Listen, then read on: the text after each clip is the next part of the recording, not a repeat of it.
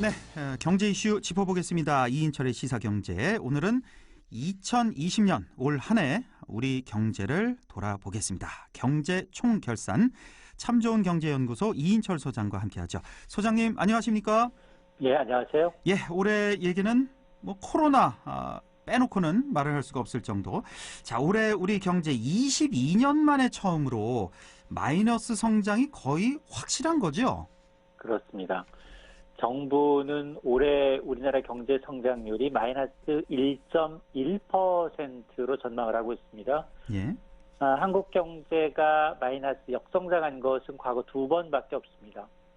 오일 쇼크가 있었던 1980년대 마이너스 1.6%였고요. 예. 또 IMF 이듬해였던 1998년 마이너스 5% 넘게 단 두 차례인데 올해 마이너스 성장이 확정이 되면 외환위기 충격 이후 22년 만에 역성장을 하게 됩니다. 그런데 큰 흐름으로 보면 3년 연속 경기가 하강 국면에 있다라는 건데요. 2017년 3.2%를 고점으로 2018년에 2.9, 지난해는 2.0입니다. 코로나 팬데믹이 내수를 급격히 얼어붙게 만들었습니다. 수출은 그나마 상저하고 하반기 들어서 좀 회복세를 보였죠. 예. 여기에다 코로나 대응을 위해서 올해 본 예산 512조 플러스 4차례 걸친 추경까지 하면서 경기 부양에 나섰죠. 그나마 올해 우리나라의 성적표 마이너스 1.2를 외국과 비교하게 되면 중국을 제외하고는 가장 좋은 성적표입니다. 그러니까요. 80년에 오일 쇼크, 98년에 IMF 시대, 그때 이어서 이제 올해 2020년 코로나로 마이너스 성장이 확실하다는 말씀이시고, 사실 이렇게 돌이켜보면 그 3차 대유행만 없었어도 플러스 성장 기대해 볼 수 있었지 않습니까? 그게 좀 못내 아쉬워요. 그렇습니다. 그렇죠? 예, 4분기에. 이 방역이 곧 경제라는 아마 인식을 갖게끔 했던 부분이 아닌가 좀 아쉬운 대목입니다. 예. 지금 변이 바이러스 다시 유행할 것도 같은데 반드시 좀 잡아야 되겠고, 역시나 코로나 영향으로 가장 큰 피해를 본 건 자영업자 소상공인들이겠죠? 그렇습니다. 소상공인 10명 가운데 7명이 코로나 때문에 매출이 타격을 입은 것으로 조사가 됐습니다. 소상공인연합회가 소상공인 1000여 명을 대상으로 시세 조사를 했는데요. 올해 매출이 지난해보다 줄었다라는 것이 70.8%였습니다. 변화가 없다가 28%, 늘었다가 0.7% 그쳤습니다. 늘었다는 0.7%군요. 그렇습니다. 예. 매출이 줄어든 소상공인들 얼마나 줄었을까? 평균 매출 감소 비율은 37%였는데요. 매출 감소 폭이 가장 큰 건 여가 서비스업이었습니다. 44%. 반토막이 났고요.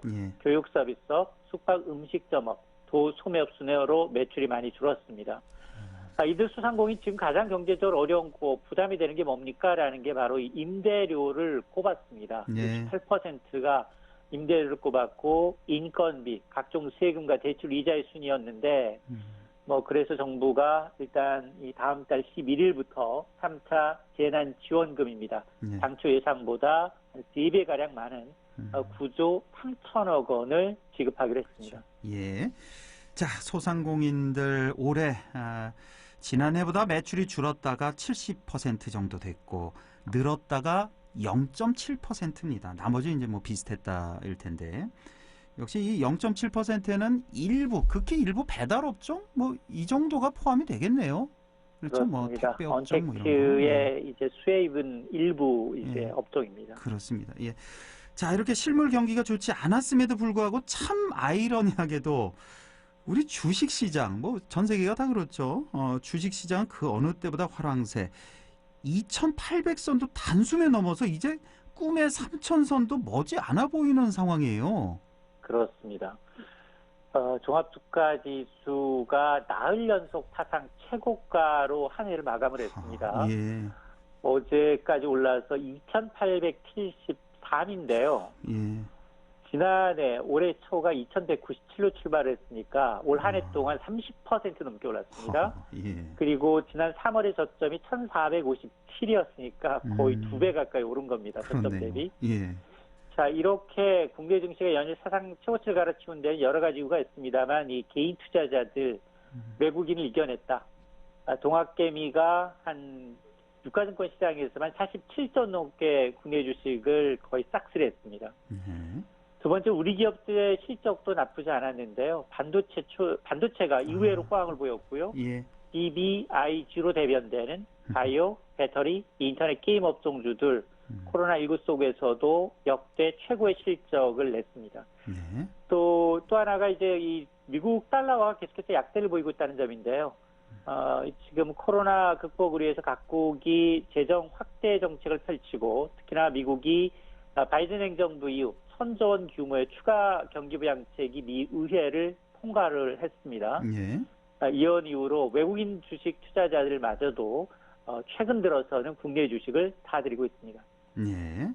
자, 지난 3월 그 팬데믹 때 1,400대까지 내려갔을 때만 해도 이렇게나 급격한 V자 반등이 나올지, 연말에 2,800선을 훌쩍 뛰어넘을지 예상한 아마 전문가들 단 한 명도 없을 것 같은데요. 우리 소장님 혹시 보셨습니까? 이렇게 예상한 사람? 전문가들의 예상치는 다 빗나갔는데요. 그렇죠. 지금 증권사 리서치 센터의 최고 고점이 2,500이었고요. 아, 그래요? 최고 저점이 1,850이었습니다. 아, 다 하단과 빗나갔네요. 상단을 모두 다 빗나갔습니다. 그렇네요. 예. 참 이렇게 보면 세계 증시에 그 어떤 악재가 나온다 그래도 다 해결책이 있다라고 이렇게 해석이 되면서 참 이상한 현상을 보게 된 올해 증시였고요. 올해는 또 부동산 얘기 빼놓을 수 없겠죠. 올해 전국 집값, 전세값 모두 큰 폭으로 올랐죠. 그렇습니다. 올해 전국의 집값이 14년 만에, 전세값은 9년 만에 가장 큰 폭으로 올랐습니다. 네. 이 KB국민은행의 데이터인데요.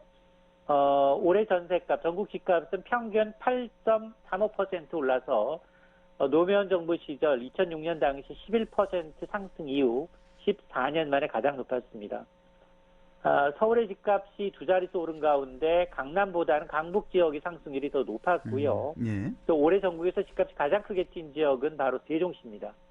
이 수도 이전 논의가 점화되면서 아파트값 기준 세종시는 올해 44%가 올랐습니다. 참, 전세값도 불안한데요. 예. 전세값도 올해는 평균 전국에 6.54% 올랐는데 네. 특히나 이제 새 임대차법이 도입이 가시화됐던 7월 이후 전세가 상승률은 수도권을 넘어 전국적으로 좀 확산되고 있는 상황입니다. 네, 지난 2006년 11.6% 상승 이후 14년 만에 가장 높은 상승률을 보였습니다. 집값이 8.35% 상승을 했고 세종시는 무려 44%나 뛰었다는 거. 그리고 올해는 사모펀드 사기 사건도 빼놓을 수가 없을 것 같습니다. 그 라임 펀드, 옵티머스 펀드 사태 기억이 나네요. 그렇습니다. 라임 사태 환매 중단으로 1조 5천억 원의 자금이 묶였고요. 옵티머스 역시 5천억 원 상당의 환매 중단 사태로 인해서 점점 이 펀드에 대한 불신을 조장을 하고 있는데요. 네. 이들 대부분은 굉장히 안정적인 투자처입니다라고 투자자를 유인한 이후에 이런 투자처를 보면 비상장, 페이퍼 컴퍼니인 경우가 많았고요. 예. 또는 이제 단기적으로 수익률이 너무 낮으니까 다른 펀드에서 손실난 펀드의 자금을 메꾸는 돌려막기식의 수익률 조작한 것도 드러났습니다. 특히 이제 금융사기를 넘어서 이제 대표가 횡령과 정관계 로비 정황까지 드러나면서 시대의 금융 사기극으로 치닫고 있는데 예. 이 때문에 이제 검찰의 수사가 진행 중입니다만 오히려 사모펀드 때문에 공모펀드 시장마저도 위축되는 그런 한 해였습니다. 그렇군요. 예. 자, 하나만 더 볼까요? 비트코인.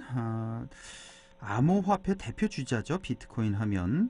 근데 이 비트코인 값이 어느새 3천만 원을 돌파했다. 이런 뉴스가 나왔는데 이게 역대 사상 최고가죠? 그렇습니다. 올해 초만 하더라도 비트코인은 한 830만 원대, 그런데 오늘 3,200만 원까지 돌파를 했습니다. 3,200만 원이요? 또 올랐네요. 그렇습니다. 제가 얼마 전에 3천만 원 얘기를 들었던 것 같은데. 맞습니다. 2천만 원 돌파한 지 한 달 만에 3천만 원 돌파했고요. 예. 어제가 3,100, 오늘은 3,200입니다. 하하. 이게 한 4배 가까이 연초 대비 올랐는데요. 예, 예. 여러 가지 이유가 있습니다. 세계 각국이 풀어놓은 이제 저금리 때문에 오히려 인플레 해치 수단으로 주목받고 있다라는 점. 그리고 두 번째가 이제 미국의 온라인 최대 결제 업체인 페이팔이라는 업체가 한 4억 4천만 명 이상의 회원을 보유하고 있는데 이 가상화폐를 거래 서비스를 시작을 하겠다라는 겁니다. 가맹점에서 사용이 가능하다라는 얘기고요.